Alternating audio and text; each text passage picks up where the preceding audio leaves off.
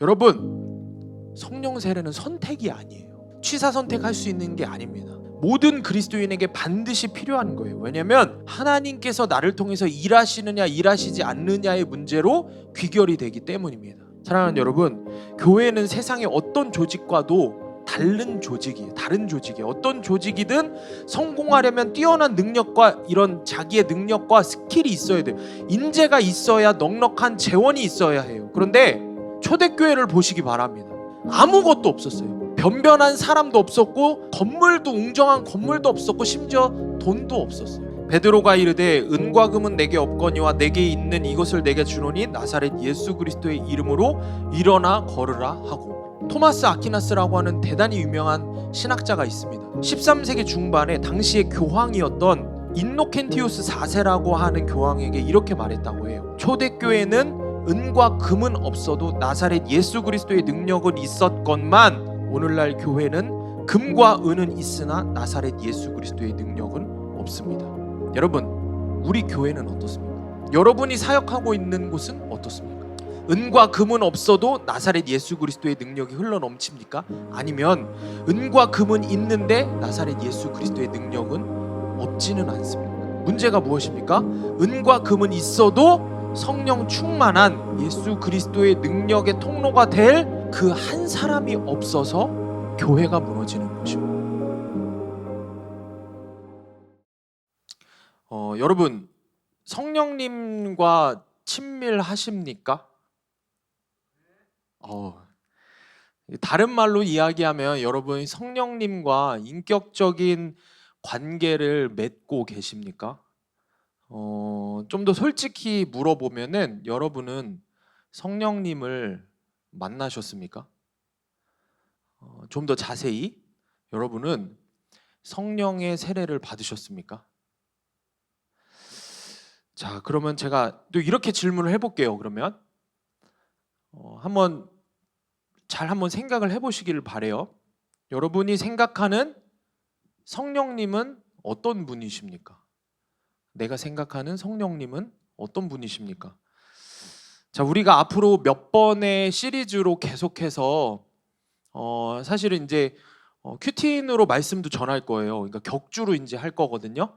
그래서 격주로 다음 주는 큐티인 본문으로 큐티를 할 거고요. 그리고 격주로 그 다음 주에는 이제 성령의 사람이 되라 시리즈로 이렇게 할 거예요. 그래서 격주로 이렇게 할 거니까 잘 생각을 하시고 말씀을 들으시면 됩니다. 그래서 시리즈로 이제 성령님에 대해서 알아가는 시간을 좀 가져보려고 합니다. 그래서 시리즈 제목을 성령의 사람이 되라라는 시리즈 제목을 한번 지어봤습니다. 제가 기도를 하는 가운데에 우리가 이제 큐티를 하고 또 말씀으로 내 삶을 해석을 하려고 하고, 그리고 십자가의 은혜를 간구하고 십자가의 은혜를 경험하기도 하고, 또 복음에 대해서 조금씩 알아가고, 제일 중요한 거는 이제 말씀이 내 안에 심기어지면서 내 안에 죄들을 보기 시작을 하죠. 그래서 이제 문제는 이 말씀대로 살아가고 싶다라는 분명한 마음에 갈망들이 생기기 시작했다는 거예요. 말씀대로 살고 싶다, 내가 변화되고 싶다 라는 이런 분명한 마음의 동기들이 우리 안에 계속해서 점점 더 생겨나고 있다는 것입니다. 그런데 기도를 하는 가운데에 가장 중요한 것을 이제는 정말 시작을 해야 되겠다라는 마음을 주신 거예요. 그게 뭐냐면은 우리 성령님과 친밀한 관계를 시작하는 것입니다. 성령님을 만나고 그 성령님과 함께 살아가는 삶입니다. 그래서 이 인격적인 성령님과의 만남이 필요하고, 첫째는, 그리고 그것을 성령 세례라고 이야기를 합니다. 이 성령 세례, 성령의 충만한 세례가 있어야 할 것이고, 그 이후에 성령 세례의 충만함을 계속해서 유지하는 성령의 충만함이 우리 가운데 계속해서 있어야 되는구나, 이 생각을 하게 되고 기도를 하는 가운데 그런 마음을 주셨어요.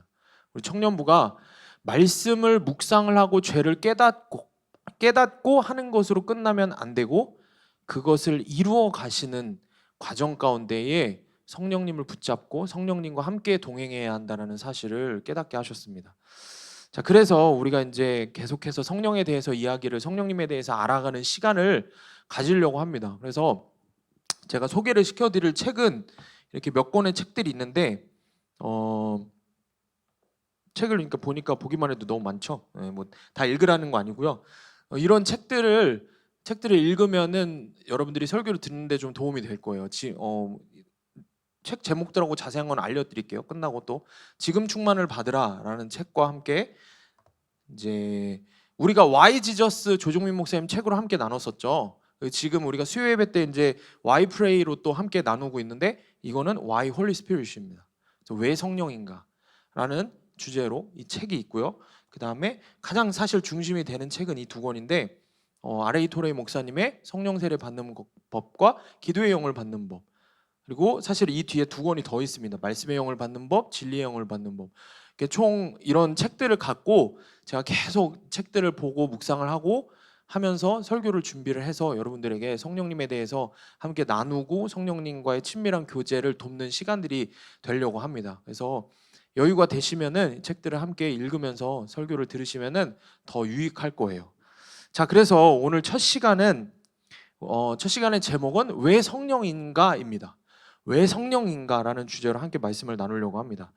여러분, 왜 성령인가? 다시 말해서 왜 우리는 지금 성령님에 대해서 배워야 하고 성령님을 만나야 하며 성령님과 친밀한 영적인 관계를 이제는 시작해야 하는가? 그 근본적인 이유에 대해서 첫 번째로 짚고 넘어가려고 하는 거예요. 왜 성령인가? 우리 사랑하는 청년들, 그리스도인에게 있어서 성령님의 위치와 역할은 그분이 어떤 분이신가에 대한 이야기는 사실 매우 중요한 이야기입니다. 우리가 믿는 기독교 신앙은 우리는 누구를 믿죠? 하나님을 믿죠.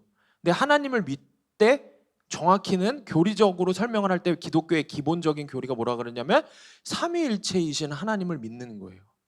다시 말해서 성부 하나님과 성자 예수님 그리고 성령 하나님을 믿는 것입니다. 근데 우리가 성부 하나님과 성자 예수님에 대해서는 많이 지식적으로도 알고 있고 경험적으로도 알고 있는 경우들이 있지만 성령 하나님에 대해서는 잘 모르는 경우가 많다는 것입니다. 자, 그런데 그렇기 때문에 이 성령님의 위치와 역할에 대해서 알고 시작을 하는 것이 매우 중요하다라는 거예요. 우리 기독교 신앙의 매우 중요한 기본적인 토대라고 할 수 있는 거예요. 여러분, 그럼 한번 생각을 해봅시다. 기독교 신앙의 가장 기본적인 진리, 가장 기본적인 교리가 뭘까요? 그게 뭐냐면 죄인된 우리가 구원을 받았다라는 것입니다. 어떻게 구원을 받았습니까? 예수 그리스도 십자가 은혜로 구원을 받았다라는 것이 기독교의 가장 기본적인 신앙의 진리입니다. 다시 말해서 우리 죄를 위해서 피 흘려 주신 예수 그리스도를 구세주로 믿는 믿음으로 말미암아서 우리가 구원을 받았다라는 게 이 센텐스가 아주 정확한 기독교 신앙의 가장 기본적인 진리라는 것입니다. 뭐라고요? 죄인된 우리가 예수 그리스도의 십자가 은혜로 예수 그리스도를 구세주로 믿는 믿음을 통해서 우리가 구원을 받았다라는 것입니다. 그런데 여기서 아주 중요한 사실이 있어요. 기독교 신앙의 가장 중요한 기본적인 진리를 터득하는 데 있어서, 이것을 이야기하는 데 있어서 아주 중요한 사실이 한 가지가 있는데 우리가 함께 성경을 좀 찾아봅시다. 고린도전서 12장 3절입니다. 고린도전서 12장 3절.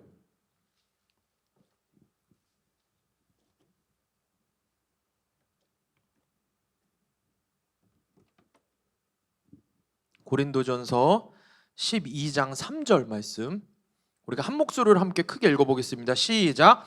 그러므로 내가 너희에게 알리노니 하나님의 영으로 말하는 자는 누구든지 예수를 저주할 자라 하지 아니하고 또 성령으로 아니하고는 누구든지 예수를 주시라 할 수 없느니라. 아멘. 기독교 신앙의 가장 근본적인 게 뭐라고요? 예수 그리스도를 주라고 구세주로 고백하는 믿음으로 우리가 구원을 받았다는 것입니다. 근데 지금 고린도전서에서 분명히 말씀하시죠. 성령이 아니고서는 뭐라고요? 누구든지 예수를 주라고 할 수 있다 없다? 할 수 없다. 성령이 아니고서는, 성령님의 도우심이 없이는 세상의 그 어떤 대단한 그리스도인도 아무리 기도를 많이 하고 경건하고 아무리 교회에서 헌신을 하고 평생 목숨을 다 바쳤어도 성령이 아니고서는 예수를 주라고 고백할 수 없다라고 성경은 우리에게 말씀하십니다. 성령님의 직접적인 개입과 성령님의 직접적인 계시가 가르쳐 주심과 인도하심이 없으면 우리는 예수님을 나의 주님으로 인정할 수 없다는 것이 또 다른 진리라는 것입니다. 성령님이 아니면 구원의 길이신 예수님도 없다는 사실입니다. 중요한 내용이에요, 여러분. 성령님이 아니고서는 우리가 아무리 많이 배우고 제대로 배우고 아무리 대단한 엄청나게 유명한 성자한테 배웠다고 한들 그것이 우리가 구원으로 이어지는 믿음으로 갈 수 있게 만들 수 없다는 거예요. 성령이 아니고서는. 되게 중요한 사실이고 사실은 충격적인 사실인 것입니다. 우리가 아무리 지식적으로 성경을 배우고 교리를 배우고 기독교 신앙 기본 진리를 배워서 그것을 머리로 알고 깨달을 수는 있어요. 우리가 어떻게 구원을 받는지. 그런데 이게 나에게 그게 실제가 되려면, 그 진리가 나에게 적용이 되려면, 그 진리가 십자가의 진리가 나의 것이 되려면, 나에게 해당이 되는 진리가 되려면, 십자가의 능력이 나에게 나타나려면 성령이 아니고서는 안 된다라고 말씀하고 있는 거예요. 반드시 성령님의 도우심이 필요하다고 성경은 우리에게 말씀합니다. 반드시라는 것입니다. 반드시. 그러므로 성령의 충만을 받으라, 성령을 받으라라고 하는 이 사도들의 권면은 모든 믿는 그리스도인들에게 해당되는 것입니다. 모든 믿는 그리스도인에게 해당된다라는 것입니다. 누구는 그것을 선택하고 누구는 그것을 거부하거나 스킵할 수 있는 일이 아니라는 거예요. 나는 말씀파야. 지난주에도 이야기했죠.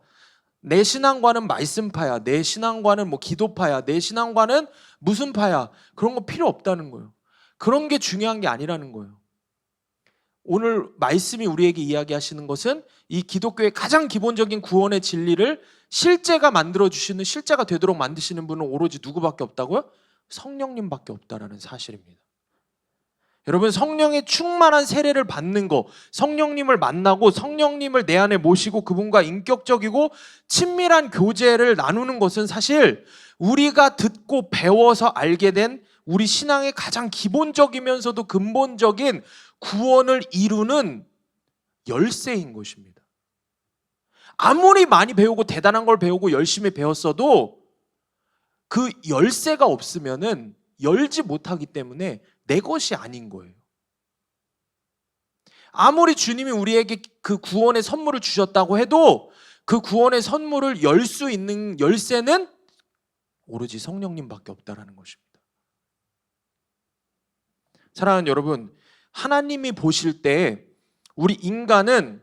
모든 인간은 죄인 이상 이하도 아니에요. 그냥 모두가 똑같이 죄인의 신분이라는 것입니다. 그리고 이 구원이 바로 이 죄인을 의인으로 바꾸는 일이에요. 아멘? 이 구원의 사건이 바로 우리 죄인을 의인으로 바꾸는 엄청난 사건입니다. 그런데 이 죄인인 우리는 우리의 어떤 노력으로나 능력으로나 어떤 훈련으로나 그런 것으로 스스로 절대 구원할 수 없죠. 그래서 누가 오셨어요? 그래서 예수님이 오신 거예요. 그리고 그 예수님께서 십자가에서 뭐라 그러셨어요? 내가 너의 죄값을 다 치루었다고, 내가 다 이루었다고 말씀을 하셨어요. 그리고 죽은 지 사흘 만에 부활하셨어요. 또 제자들로 하여금 부활하신 예수님이 이제는 약속을 하신 거죠. 그 약속하신 마지막 말씀이 오늘 본문의 말씀인 거예요. 오늘 본문의 말씀, 오직 성령이 너희에게 임하시면 너희가 권능을 받고 예루살렘과 온 유대와 사마리아 땅끝까지 이르러 내 증인이 되리라라고 말씀을 하셨습니다. 제자들에게 보혜사 성령님을 보내주시겠다고 약속하신 거예요. 그런데 왜 성령님을 약속하셨을까요? 왜 예수님께서는 구원을 십자가에서 자기가 다 이루시고 나서 왜 성령을 받아야 된다, 성령을 꼭 받아야 된다, 성령이 오실 것이다 라고 약속을 하셨을까요? 구원은 당신이 이루시고 나서. 무슨 뜻일까요? 너희들이 성령이 아니고서는 내가 이룬 그 십자가의 구원의 길을 완주할 수 없기 때문입니다. 제자들에게 그렇게 얘기한 거예요. 여러분, 제자들은 우리가 뭐라고 이야기해요? 이후에 사도들이라고 이야기하는 분들입니다. 교회의 첫 번째 지도자들이었어요. 다 순교를 한 하나님의 종들이에요. 근데 그들에게 뭐라고 말씀하셨어요? 성령을 받아야 한다라고 말씀하셨어요. 그게 아니고서는 예수님께서 그렇게 이루신 십자가의 은혜를, 그 구원의 길을 완주할 수 없기 때문입니다. 여러분, 구원의 시작도, 구원의 성취도, 그리고 구원의 마지막 완성도 우리의 힘으로 되는 것이 아닙니다. 많은 종교들이 사람의 힘으로 자기 구원을 할 수 있다고 이야기를 해요. 노력으로, 고행으로, 물질로, 헌신으로, 내 노력으로 구원을 이룰 수 있다고 합니다. 그런데 우리가 믿는 기독교는, 우리가 믿는 하나님은 그렇게 말씀하시지 않죠. 우리가 믿는 기독교의 구원은 하늘로부터 오는 선물이라고 말씀하셨습니다. 그래서 그것을, 그 선물, 그 은혜를 계속 붙잡고 살아야 하는데, 그것을 붙잡고 살 수 있게 하시는 분이 성령님이시라는 것입니다. 사랑하는 여러분, 성령의 충만한 세례를 갈망하시기를 바랍니다. 아멘. 그래서 반드시 성령의 충만한 세례를 받으시기를 축복합니다. 예수님은 부활하신 후에 제자들을 찾아가서 승천하시기 전에 말씀하셨어요. 예루살렘을 떠나지 말아라. 예루살렘 떠나지 말고 약속한 것을 받을 때까지 기다리라. 약속하신 성령이 오실 때까지 기다리라고 하셨습니다. 여러분, 이 말에 주목을 해야 돼요. 언제까지 기다리라고요? 언제까지 기다리라고요? 성령을 받을 때까지. 성령 받을 때까지 기다려야 합니다. 그러므로 우리가 진짜 예수 그리스도를 믿는 성도라고 하면은 성령의 세례를 받을 때까지 우리는 간구해야 한다라는 사실입니다. 성령 세례 받을 때까지 마가의 다락방의 120명의 제자들처럼 간구하기를 멈추면 안 된 거예요. 안 된다는 사실입니다. 여러분, 마가의 다락방의 120명의 그 제자들이, 예수님을 따르던 사람들이 열흘 만에, 예수님이 승천하시고 열흘 만에 기도를 시작하고 열흘 만에 성령 세례를 받았습니다. 그런데 생각을 해보세요. 이 사람들이 열흘 만에 받을지 알았을까요? 몰랐을까요? 몰랐어요. 열흘 만에 받을지, 11일 만에 받을지, 100일 만에 받을지, 1000일 만에 받을지 몰랐던 거예요. 그들은 언제까지 기도했을까요? 성령이 오실 때까지 기도했습니다. 그렇기 때문에 성령을 받으신 것, 성령을 받게 된 것입니다. 자, 그러니까 우리가 포기하면 안 된다라는 것입니다. 자, 그런데 생각을 해보세요. 이쯤에서 여러분들 생각에 드는 생각이 있을 거예요. 이야기를 잘 들어보세요. 오늘날 교회의 문제가 뭔지 아세요? 성령으로 세례받지 않는 사람들이, 성령으로 세례받지 않는 사람들에게 이런저런 교회의 일들이 맡겨지고 직분을 받고 집사가 되고 권사가 되고 장로가 되고 심지어 목사가 되는 것입니다. 성령 세례를 받지 않았는데, 성령이 내 안에 오시지 않았는데 그냥 교회만 다녔더니, 쿠폰만 잘 찍었더니, 출석 도장 잘 찍었더니 직분이 올라가는 거예요. 태어나 보니 부모님이 열심히 교회를 다니니 나도 자동적으로 교회에 중직이 되는 거예요. 이게 오늘날 교회의 가장 큰 문제라는 것입니다. 성령 세례 받지 않는 사람들이 교회에서 이런저런 일들을 많이 하게 된다는 것입니다. 실제로 토레이 목사님 책에서는 그렇게 이야기를 하세요. 성령 세례를 받지 않는 사람에게 직분을 맡기고 교회의 일을 맡기는 목회자가 얼마나 큰 하나님의 책망을 받게 될 줄 아냐고까지 경고를 합니다. 당장 그것을 멈추라고, 멈추고 성령의 세례부터 받게 도우라고. 이야기합니다. 여러분, 나는 성령 세례를 받았는지 한번 생각해 보시기를 바랍니다. 내가 성령 세례를 받지 못하고 여전히 내 안에 성령님을 주인으로 모시지도 못하고 교회에서 이런저런 일을 하고 있다면 여러분, 문제가 심각한 것입니다. 그래서 다른 무엇보다 주님은 제자들에게 성령 세례를 받으라고 하시는 것입니다.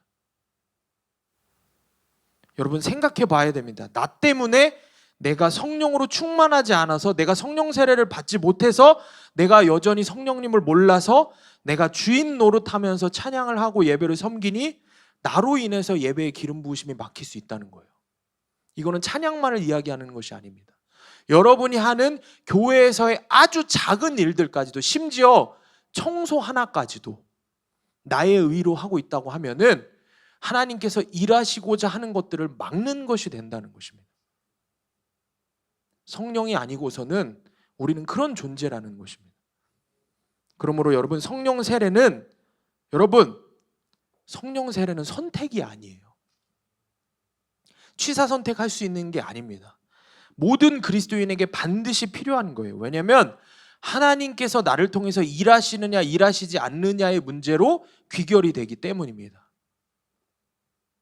사랑하는 여러분, 교회는 세상의 어떤 조직과도 다른 조직이에요. 어떤 조직이든 성공하려면 뛰어난 능력과 이런 자기의 능력과 스킬이 있어야 돼요.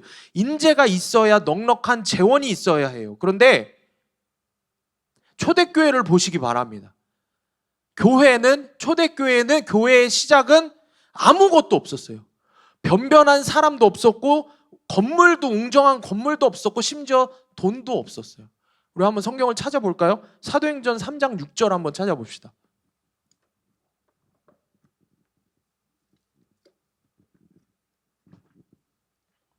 사도행전 3장 6절 말씀. 사도행전 3장 6절 제가 읽겠습니다. 베드로가 이르되 은과 금은 내게 없거니와 내게 있는 이것을 내게 주노니 나사렛 예수 그리스도의 이름으로 일어나 걸으라 하고, 사도행전 2장으로부터 초대교회는 시작이 됐습니다.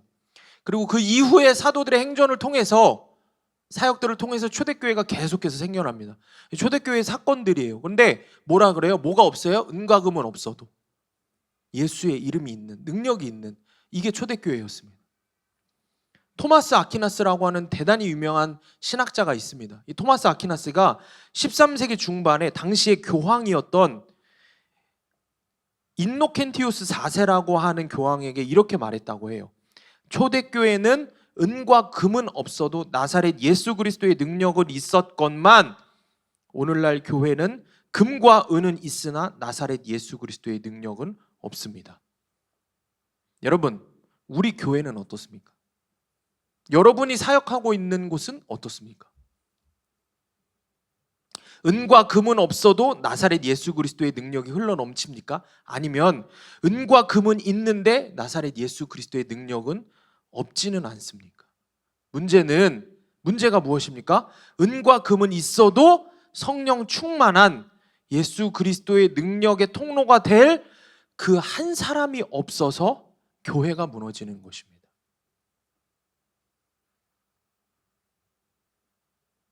여러분, 성령의 충만한 세례를 갈망하시기를 바랍니다. 아멘. 반드시 성령의 충만한 세례를 받으시기를 축복합니다. 아멘. 여러분, 성령 세례의 첫 사건을 한번 생각해 봅시다. 사도행전 2장에서 제자들을 비롯해서 마가의 다락방에서 120명의 사람들이 모였어요. 왜 모였어요? 기도하려고. 예수님이 약속하신 성령을 기다리면서, 무슨 일을 하려고 하는 게 아니라 약속하신 성령을 보내달라고 그것만 기도했어요. 주님, 약속하신 성령을 보내주십시오. 성령 세례를 주십시오. 말씀대로 온 유대와 사마리아 땅 끝까지 이르러 증인이 되기를 원한다고, 증인으로 살아갈 능력을 달라고 간구한 것입니다. 여러분, 우리 그리스도인은 이런 기도가 필요한 거예요. 나의 소원 성취가 아니라 하나님의 소원이 나를 통해서 이루어지기를 원하는 그런 기도를 해야 한다는 것이에요. 그리고 그렇게 기도한 그들에게 무엇이 일어났습니까? 사도행전 2장 2절부터 3절을 봅시다.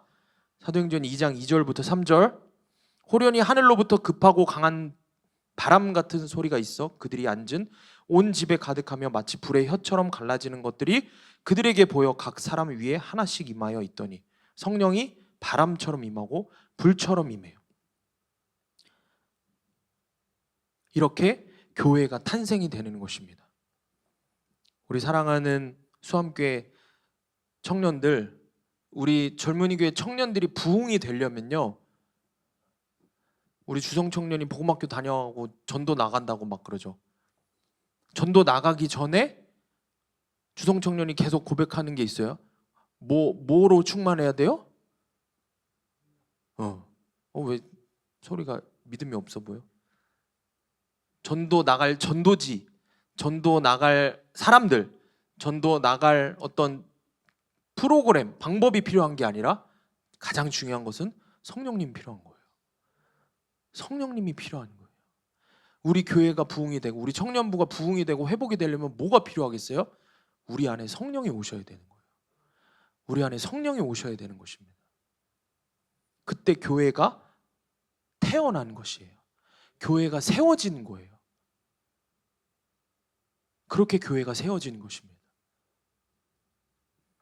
구약에서도 이렇게 성령께서 오시는 모습들이 발견이 됩니다. 우리가 오늘 성경을 좀 많이 찾아볼 거예요. 그래서 일부러 이걸 안 만들었어요. 계속 찾아보려고. 그래야 안 좋을 것 같아서. 에스겔서 구약으로 넘어가 봅시다. 에스겔서 37장 9절에서 10절 말씀입니다. 에스겔서 37장 9절에서 10절 말씀. 에스겔서 37장 9절에서 10절 말씀. 우리 다 같이 에스겔서 37장 9절에서 10절 다 같이 큰 소리로 한번 읽어보겠습니다. 시작. 또 내게 이르시되 인자야 너는 생기를 향하여 대언하라. 생기에게 대언하여 이르기를 주 여호와께서 이같이 말씀하시기를 생기야 사방에서부터 와서 이 죽음을 당한 자에게 불어서 살아나게 하라 하셨다 하라. 이에 내가 그 명령대로 대언하였더니 생기가 그들에게 들어가매 그들이 곧 살아나서 일어나 서는데 극히 큰 군대더라. 자, 여기서 생기를 이야기를 하죠. 생기가 불어넣어져서 살아난 것들을 이야기를 합니다. 여기서 생기가 히브리어로 루아흐라고 합니다. 헬라어로는 푸뉴마라고 합니다. 이게 뭡니까? 바람이거든요. 직역하면. 근데 그냥 바람이 아니라 하나님의 호흡입니다. 하나님의 호흡을 이야기합니다. 하나님의 생기를 이야기합니다. 곧 하나님의 영을 의미합니다. 무엇을 의미한다고요? 성령을 의미하는 것입니다. 여러분, 생기라는 단어가 또 어디 나오죠? 그렇죠. 창세기 어디에? 무슨 사건 때? 창조하실 때. 우리 인간을 만드실 때. 인간을 지으시고 인간의 코에 불어넣으셨던 게 뭐예요? 생기예요. 이 생기로 흙이었고 먼지에 불과했던 인간이 생령이 되게 하신 게 바로 그 호흡, 바로 그 바람이라는 것입니다. 이 생기가 들어가면 사람이 어떻게 돼요? 살아나는 거예요. 죽었던 사람이 살아나고 사람이 살아있다는 것, 호흡한다라는 것, 사람이 죽었다는 것은 호흡이 멈추었다라는 것이죠. 이 호흡이 하나님께서 하나님의 호흡을 우리에게 불어넣어 주셨다. 성령이 우리 가운데 오셨다라는 것을 이야기하고 있습니다. 지금 마가의 다락방에 바로 이 바람, 이 호흡, 이 생기, 이 성령이 가득한 것이라는 거예요. 성령이 충만한 세례가 이렇게 임했다라는 것입니다. 사랑하는 여러분, 생기이신 성령님, 하나님의 호흡이신 성령님, 하나님의 영이신 성령님이 필요하지 않으십니까? 필요하십니까? 성령의 세례를, 성령의 충만한 세례를 받으시기를 바랍니다. 또 다른 상징은 하나가 더 있어요. 불이에요. 불이라고 이야기를 하고 있습니다. 마가의 다락방에 성령님이 불의 혀같이 갈라진 형상으로 임했다고 해요. 그럼 이 불은 무엇을 의미할까요? 구약 성경에서 또 찾아볼게요. 출애굽기 한번 찾아보겠습니다. 출애굽기 3장 1절에서 5절 말씀입니다.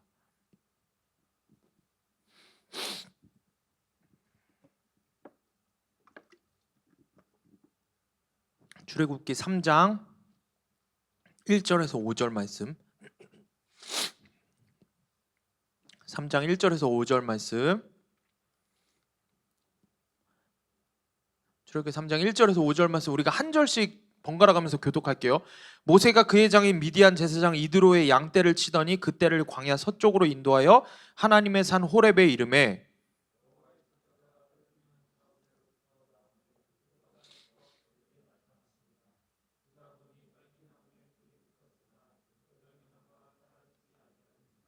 이에 모세가 이르되 내가 돌이켜 가서 이 큰 광경을 보리라. 떨기나무가 어찌하여 타지 아니하는고 하니 그때에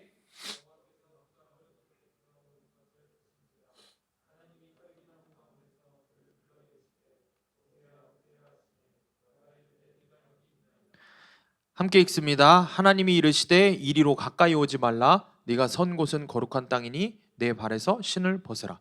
여러분, 이 유명한 사건입니다. 모세 앞에 하나님이 나타나신. 그런데 모세 앞에 나타난 하나님의 거룩한 불로 나타나셨는데 이 불이 바로 하나님의 영 성령님을 의미하는 것입니다. 그런데 이 불의 특징을 보시면은 어때요? 떨기나무를 어떻게 하고 있어요? 막 다 완전히 하나도 남김없이 태워버리고 있습니까? 아니죠. 타지 않죠. 불이 붙었는데 타지 않아요. 여러분, 보통 불은 어때요? 재료를 태우죠. 소멸시키죠. 그런데 하나님의 불, 성령의 불은 재료를 태우지 않습니다. 오히려 그 재료를 살린다는 것입니다. 이게 불로 임하신 성령님의 능력이라는 사실입니다. 인간의 불 같은 열정은 사람을 해치기도 하고 멸망하게 만들기도 하고 하지만 그리고 언젠가는 그런 불은 사그라지죠. 사그라들죠. 근데 하나님의 불은 꺼지지 않는다라는 것이에요. 새로운 생명으로 태어나도록 계속 우리에게 불을 지피신다라는 것입니다. 우리 안에 오신 성령님이 우리 가운데 우리의 믿음이 계속해서 식지 않도록 뜨겁게 계속해서 활활 타오르게 하신다는 사실입니다. 여러분, 성령의 뜨거운 불을 받으시기를 바랍니다. 오늘 성령님이 필요한 이유에 대해서 왜 성령인가에 대한 주제로 여러 가지 주제들을 이렇게 이야기하고 가는데 이것들을 또 다음 시간 그 다음 시간에 계속해서 하나하나 이제는 자세하게 살펴볼 거예요. 지금 빨리빨리 넘어가는 건데 불이신 성령님이 우리 가운데 오신다라는 사실입니다. 첫 번째, 성령께서 뭘로 오신다고요? 바람으로 오시고 불로 오시고 그렇게 오셔서 우리를 살리신다라는 거예요.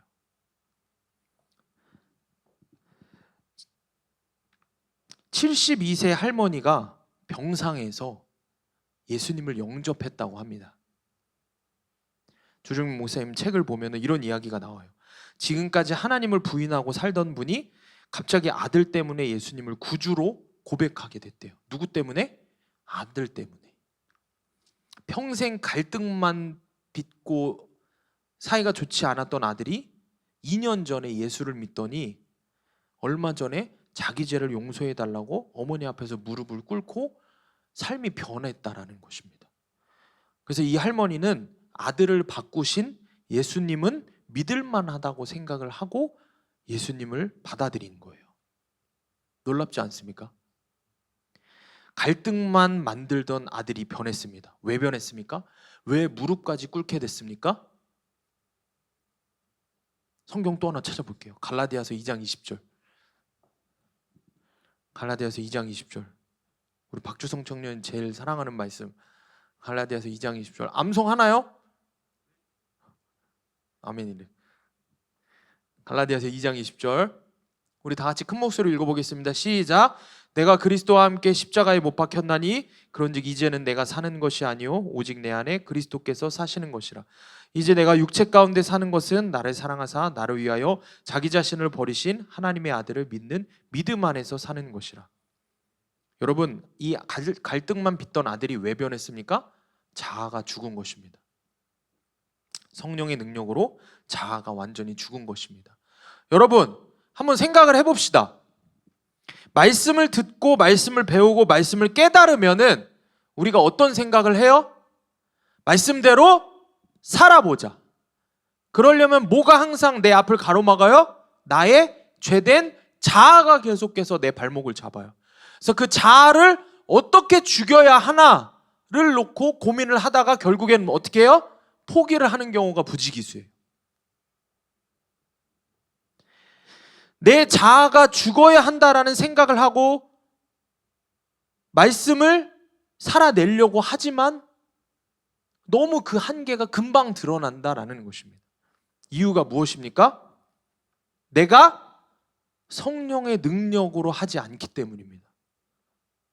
내가 성령으로 충만하지 않기 때문에 그러는 것입니다. 그래서 내 한계가 금방 드러나는 거예요. 내 안에 성령의 능력이 없으니 내 힘으로 몇 번 하다가 어떻게 해요? 안 되니까 포기하는 거예요. 근데 바꿔 말하면 내 능력으로는 안 되지만 내 안에 성령이 오시고 내가 성령의 충만함이 있으면은 나는 항상 내 자아를 죽이는 승리를 할 수 있다는 것입니다. 여러분, 성령 받으셨습니까? 내 안에 성령님이 계십니까? 그래서 내 안에 오신 성령님을 붙들고 성령의 충만함을 계속해서 사모하고 계십니까? 성령의 충만함을 어떻게 압니까? 내가 성령 충만한지 아닌지. 사실 여러분이 하는 말과 행동, 교회 안에서 함께 작은 사역이라도 해보면은 여러분이 성령 세례를 받은 사람인지 아닌지 그대로 드러나요.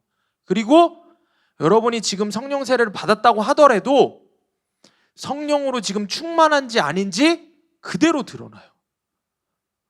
말 몇 마디만 나눠보면은 그대로 드러난다는 것입니다. 성령이 오시면 내 삶에 소동이 일어나요. 내 삶에 엄청난 일들이 일어날 수밖에 없어요. 놀랄 일이 생겨요. 다들 이상하게 여겨요. 가장 가까이 있는 가족과 친구들, 공동체의 지체들이 먼저 안다는 거예요. 왜 저러나 이상하게 보는 거예요. 뭐가 있을까요? 왜 새벽마다 교회를 가서 기도해? 왜 새벽마다 가서 큐티하고 나눔을 하고 왜 저러지? 왜 평일에 집에서 성경을 보고 큐티를 하지? 쟤 나랑 같이 신앙생활하고 잘했는데? 부모님이 봤을 때도 그래요. 쟤가 갑자기 왜 저러나? 사람이 바뀌는 거예요. 말과 행동, 태도가 바뀌는 거예요. 성령이 내 안에 오시면. 성령 세례를 받지 못한 사람, 성령을 알지 못하는 사람은 그거를 인정하지도 않고 인정하려고 하지도 않고 그런 것들을 보려고 하지도 않아요. 근데 사랑하는 여러분, 제가 앞서서 말씀을 드렸듯이 성령 세례를 받는 건 특정한 사람들에게 특정한 기회로 주시는 게 아니에요. 모든 그리스도인에게 반드시 받으라고 예수님께서 허락하시는 것이에요. 문제는 우리가 구하지 않기 때문에 받지 못하는 거예요. 여러분, 이렇게 던져놓고 성령 세례 구하십시오 하고 끝낼 것 같죠? 그럴 거면 이거 시리즈 시작하지도 않았어요. 여러분, 우리 사랑하는 청년들 말씀 잘 들으시고, 내가 지금 성령 세례를 받은 사람들은 우쭐해 하지 말고 성령 세례 받지 못한 사람은 나는 못 받았는데 그럴 필요도 없습니다. 성령께서 동일하게 충만한 성령의 세례를 우리가 수련회를 준비하는 가운데에 주실 거예요. 아멘. 그리고 수련회 가서도 주실 거예요. 아멘. 그리고 수련회가 끝나고서도 계속해서 주실 거예요. 아멘. 그러니까 걱정하지 마세요. 나는 안 받았는데 이러지 마시고, 아니면 나는 받았는데 지금 나는 상태가 안 좋은데, 이게 더 비참하거든. 내가 지금 쳐다보지 않고 얘기를 하겠어. 누구라고? 쳐다보지 않고 얘기하겠어. 여러분, 제가 쳐다보지 않고 얘기하겠어요. 성령으로 충만하시기 바랍니다. 성령으로 충만하시기 바랍니다. 여러분, 저에게 만약에 전도사님은 그럼 성령 세례 받았어요? 물으시면 저는 1초도 고민하지 않고 대답합니다. 네, 성령 세례 받았습니까? 받았습니까? 받았습니다. 저는 받았습니다. 성령 세례 받았습니다.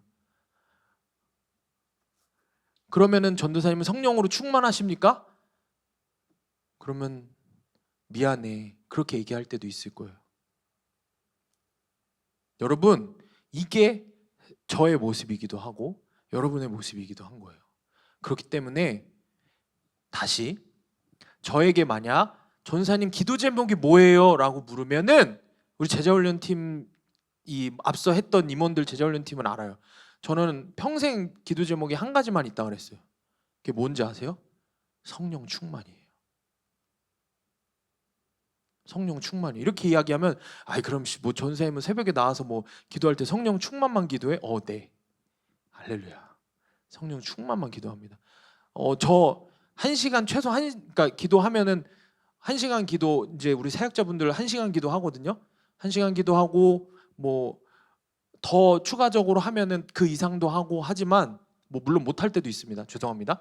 자, 그런데 만약에 1시간 기도 그래도 새벽에 나오면 1시간은 꼭 채우고 가거든요. 1시간 동안 무슨 기도만 할 것 같으세요? 성령 충만만 간구합니다. 그 성령 충만만 간구하면 전쌤 소원이 기도는 언제 하세요? 사모님 기도는 언제 하세요? 그럼 우리 기도는 안 해요? 우리 기도 한다며요. 기도 제목 카드 왜 받아가요? 성령 충만만 간구하면 그 안에서 그것들을 계속해서 이루어 가세요. 그 기도를 인도하세요. 그냥 내가 기도 제목 갖고 나열하는 기도가 아니라 성령 충만을 간구하는 가운데에 그 기도 제목들을 기도하게 하시는 거는 같은 기도를 해도 전혀 다른 이야기가 돼요. 중요한 것은 무엇이냐? 오직 제가 구하는 것도 성령 충만입니다. 성령님이 아니고서는 답이 없기 때문이에요. 제가 그래요. 제 존재를 너무 잘 알기 때문에 성령님이 아니고서는 저란 사람은 죄로 가득 찬 삶을 살기 때문입니다. 사역의 성공, 놀라운 기적 뭐 이런 것들 때문이 아니에요. 전혀 그렇지 않고 그저 오늘 하루 주님 뜻대로 살고 싶은 거예요. 근데 제가 짧은 시간이지만 믿음으로 이것저것 정말 씨름을 해보고 했지만 결국에는 성령께서 이끄시지 않으면 안 되더라고요. 전에는 말씀이면 충분하다며요. 그 말씀도 성령이 조명해 주시지 않고 성령이 말씀의 영으로 임하셔서 말씀해 주시지 않으면은 큐티를 그렇게 오래 해도 머리에 지식만 차더라고요. 그래서 여러분, 내가 성령 세례 받았는지 안 받았는지, 내가 내 안에 성령이 계신지 아닌지, 여러분 내가 큐티를 하고 내 죄를 보고 있잖아요. 그럼 이미 여러분 안에 성령이 계셔서 성령이 일하고 계시는 거예요. 그럼 성령 세례는 뭐냐? 그건 다음 시간에 얘기해 드리겠습니다. 그럼 성령 충만은 뭐냐? 그건 아마 그 다다음 시간에 얘기를. 오늘 우리가 함께 나눌 말씀은 왜 성령인가? 그래서 우리가 함께 나눠야 할 것은 성령으로 충만하도록 성령의 세례를 간구하는 갈망이 우리에게 있어야 한다라는 사실입니다. 말씀을 맺을게요.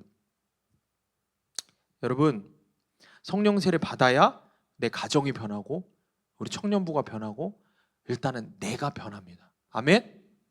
우리가 말씀을 통해서 해석되어진 삶을 사는 것, 그것을 실제로 만들어가는 것은 누가 하신다고요? 성령님이 그렇게 이루어 가시는 거예요.